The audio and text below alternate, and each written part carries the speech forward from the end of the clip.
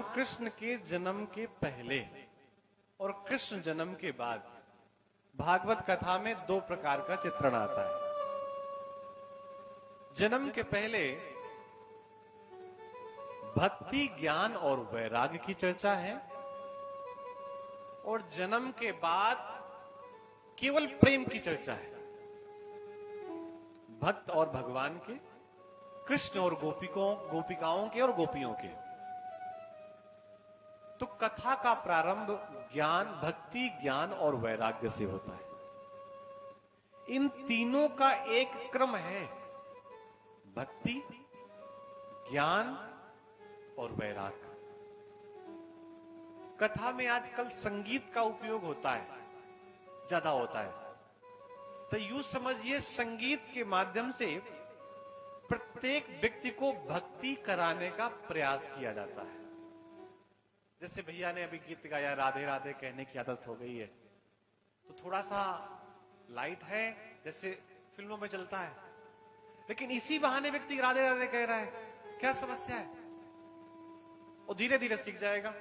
तो पहले आती भक्ति, और जब किसी की भक्ति करोगे तो व्यक्ति अपनी चीजें उतार करके देने लगेगा, तो आएगा ज्ञान, और जब मिल जाएगा भरपूर ज्ञान तो व्यक्ति के अंदर आएगा वैराग्य।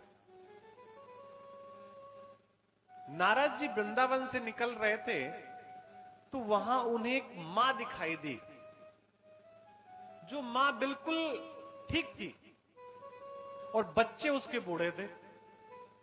मां का नाम था भक्ति और बच्चे का नाम था ज्ञान और वैराग्य। प्रकृति का नियम है कि मां वृद्ध होती है, बच्चे जवान होते हैं, लेकिन यहां नियम उल्टा है, मां युवान है और बच्चे वृद्ध हैं। नारद जी ने जब इस चित्रण को देखा तो नारद जी ने उस मां से पूछा कि आखिर कारण क्या है सब ये? आपके बच्चे जवान हैं और आप ऐसी हैं। तो भक्ति महारानी ने एक ही बात कही कि पुष्कर, प्रयाग, काशी और दक्षिण भारत और अनेकों जगह, यहां से जब मैं होकर के आई तो वहां पर मुझे बहुत कुछ प्राप्त हुआ, लेकिन जैसे ही गुजरात के माध्यम से होते होते मैं वृंदावन आई तो मेरे बच्चे जो थे वो वृद्ध हो गए और मैं जवान हो गई। तो नारद जी ने कहा ये तो तरीका ठीक नहीं है। नारद जी ने उन्हें वेद सुनाए, गीता सुनाई, पुराण सुनाए। तो जो भक्ति माता के बेटे ज्ञान और वैराग्य थे असहाय अवस्था में, वो थोड़ा तो जागे फिर सो गए। गीता, पुराण और वेद सुनाने से नारद जी को लगा ये कैसे हो सकता है। देखिए, ज्ञान वैराग्य पुराणों से निकले हैं। पुराणों में ज्ञान भी है, वैराग्य भी है। तो पुराण सुनाने के बाद ज्ञान और वैराग्य थोड़ा तो जागते हैं, लेकिन फिर सो जाते हैं। तो आकाशवाणी हुई कि उद्यम करो, उद्योग करो, श्रम करो। नारद जी श्रम करने के लिए बद्री आश्रम गए। बद्री का मतलब बद्रीनाथ। और वहां जब बद्रीनाथ वो पहुंचे तो उन्हें सनत, सनंदन, सनातन और शरत कुमार, ये 4 बालक मिले। और इन चारों बालकों ने नारद जी से कहा कि आप वापस जाएं, पुराण, वेद और जो भागवत गीता है ये न सुना करके अगर आप श्रीमद् भागवत कथा सुनाएंगे तो भक्ति के साथ ज्ञान और वैराग्य को भी सुख मिलेगा। नारद जी वापस आए। उन्होंने भक्ति माता के जो पुत्र थे ज्ञान और वैराग्य, इन्हें श्रीमद् भागवत कथा श्रवण कराई। और उस कथा का परिणाम कि जो वृद्ध हो गए थे, जो बिल्कुल बूढ़े थे, वो एकदम से जवान हो गए। अब एक प्रश्न उठता है कि भागवत कथा और वेदों में फर्क क्या है? क्योंकि भागवत कथा और पुराण कथा ये वेदों से ही निकली है। जिस प्रकार दूध में मक्खन होता है, दूध में घी होता है, लेकिन दूध का अपना उपयोग है, घी का उपयोग अपना है। दूध में पूड़ियां नहीं उबाली जा सकती, लेकिन घी में पूड़ियां उबाली जा सकती हैं। ठीक उसी प्रकार वेदों की भाषा बड़ी क्लिष्ट है, कठिन है। तो वेदों की जगह श्रीमद् भागवत कथा एक आसान सा ग्रंथ बताया गया कि अगर इस ग्रंथ को व्यक्ति सुने तो वही लाभ उसे प्राप्त होगा जो वेद और पुराण सुनने का प्राप्त होता है। इसलिए आप लोग देखते होंगे कि बाकी कथाएं कम होती हैं, श्रीमद् भागवत कथाएं ज्यादा होती हैं। भक्ति के साथ ज्ञान और वैराग्य जीवित हो गए, जागृत हो गए, जो सो रहे थे। किसके श्रवण से? श्रीमद् भागवत कथा के श्रवण से। तो ऐसी श्रीमद् भागवत कथा है जो पत्नी का नाम धुंधुली था। देखिए, ये कथाएं पहली बार तो सुन नहीं रहे, 100 बार सुन चुके हैं। लेकिन कथा एक बात और कहती है कि जब हमें सुना जाए तो उस कथा में अपने आप को ढूंढने का प्रयास किया जाए कि कथा में धुंधली है, आत्मदेव है, गोकर्ण जी है, धुंधकारी है, इनमें से हमसे मिलता जुलता कौन है? हमसे कौन मिलता है? हमारे अंदर धुंधुली के लक्षण है या धुंधकारी के, या आत्मदेव के, या गोकर्ण जी के? ये अपने अंदर सुनने का और समझने का और बैठाने का, मैच करने का प्रयास करिए कि हम में और इनमें समानता क्या है। और जो लक्षण यहां पर जिस पात्र के हैं वो लक्षण हमारे जिससे मिले तो हम उसके जैसे हैं, ऐसा हमें समझना चाहिए। आत्मदेव,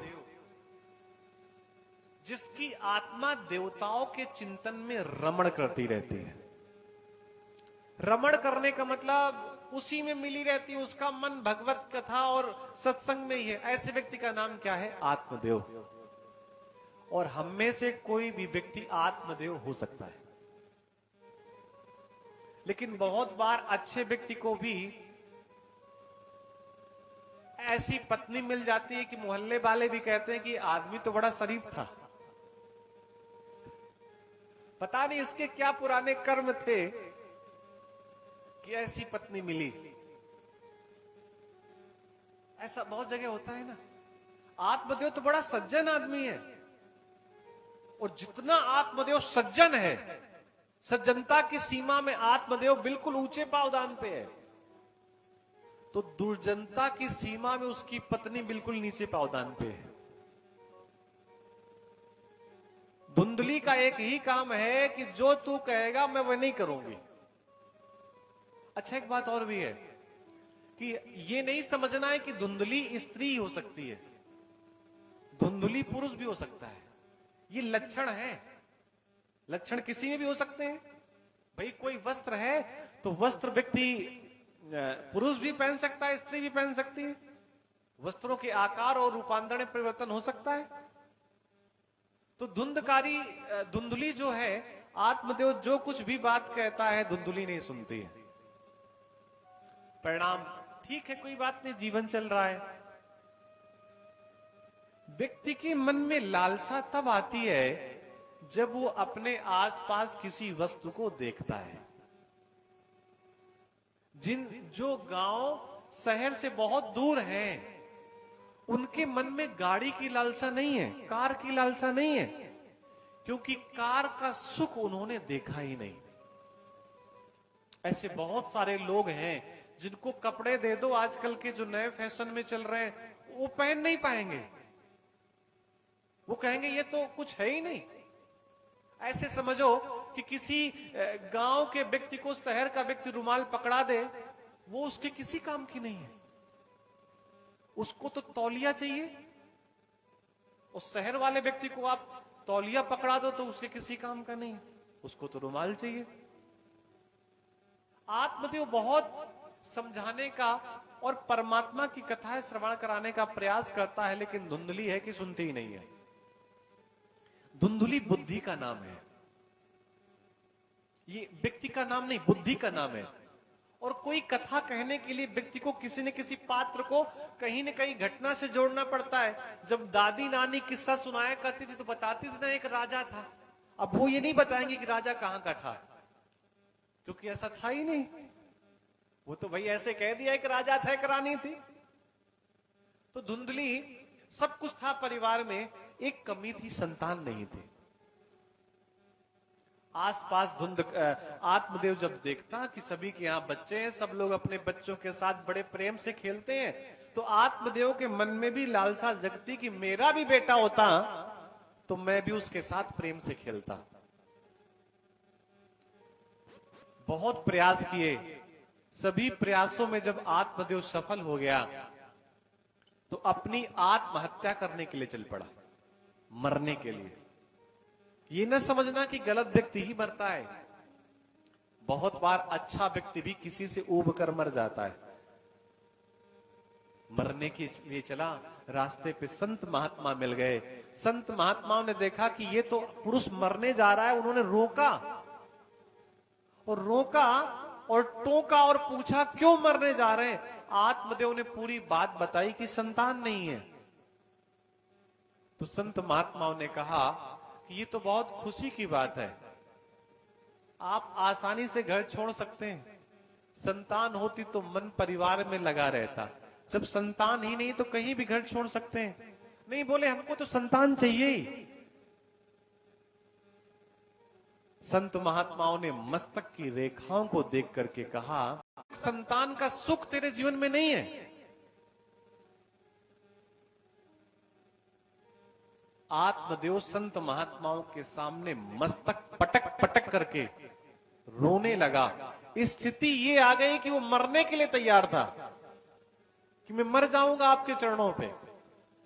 संत महात्माओं ने जब आत्मदेव को मरते हुए देखा तो अपनी जेब से एक फल निकाल करके दे दिया और कहा, अपनी पत्नी को खिला देना। फल खिलाने का परिणाम कि तुम्हें पिता बनने का सुख मिलेगा और तुम्हारी पत्नी को मां बनने का सुख मिलेगा। आत्मदेव अपने घर पर आया, वो फल, या फल का मतलब प्रसाद, फल उसने अपनी पत्नी को दिया। पत्नी ने बहाने बनाकर के रख दिया कि थोड़ी देर बाद खा लूंगी, और आत्मदेव बाहर चले गए। पत्नी की सहेली आई, सहेली से धुंधली ने अपनी बात कही कि मेरा पति देखो फल लेकर के आया मेरे लिए। किस लिए? ताकि मुझे संतान हो।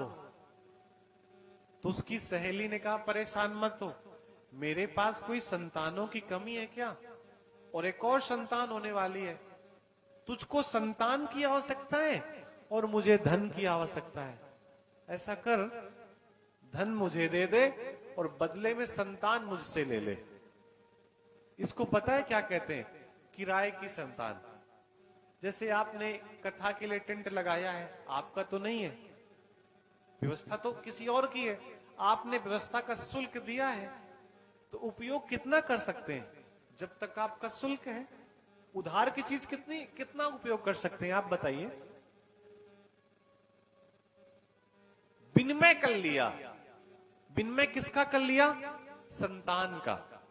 समझना, संतान आज से नहीं खरीदी बेची जा रही है। ये कथा कहती लाखों सालों से संतानें भी लोग खरीद रहे हैं, बेच रहे हैं। लेकिन कौन?